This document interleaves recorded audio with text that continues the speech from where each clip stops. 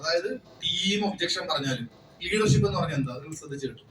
Leadership എന്ന് പറഞ്ഞാൽ team പറയുന്നത് കേട്ട് മേളോട്ട് പറയാനല്ല, മേളിൽ നിന്ന് പറയുന്നത് കേട്ട് ടീമിനെ അനുസരിപ്പിക്കുന്നതാണ് എന്ത് ഹലോ ലീഡർഷിപ്പ്. ഈ മോളിൽ നിന്ന് ഞാൻ പറയാൻ കാര്യം, നിങ്ങളുടെ ലീഡേഴ്സ് സക്സസ് ആയിട്ടുള്ള തിയറി, ഒരു സിസ്റ്റം നിങ്ങളോട് പറയും, ടീമിനെ അതിലേക്ക് കൊണ്ടുവരിക.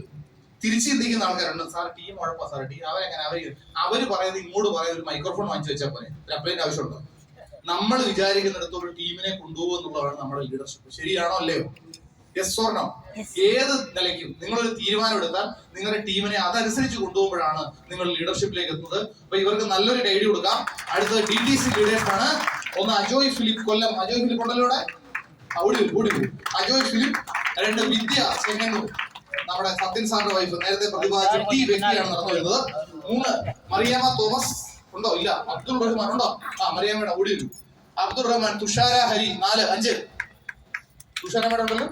നബീസ 6 അതുണ്ടല്ലോ. അശോക് കുമാർ VC 7 ഉണ്ടോ? ഇല്ല. ശ്രീജ കെ മണ്ണാർക്കാട് ഇല്ല. മായ ബിജു കോട്ടയം ഇല്ല. KR ജയശങ്കർ കോട്ടയം ഇല്ല. ഈ 10 ആൾക്കാരിൽ 1 2 3 ഓടി വരുവാണ്. അപ്പൊ ഇതിൽ 1ാം സ്ഥാനത്തുള്ള അജോയ് ഫിലിപ്പിന് നമുക്കൊന്ന് മൈക്ക് കൊടുക്കാം. ബാക്കിയുള്ളവർക്ക് നല്ല കൈയ്യടി കൊടുക്കും.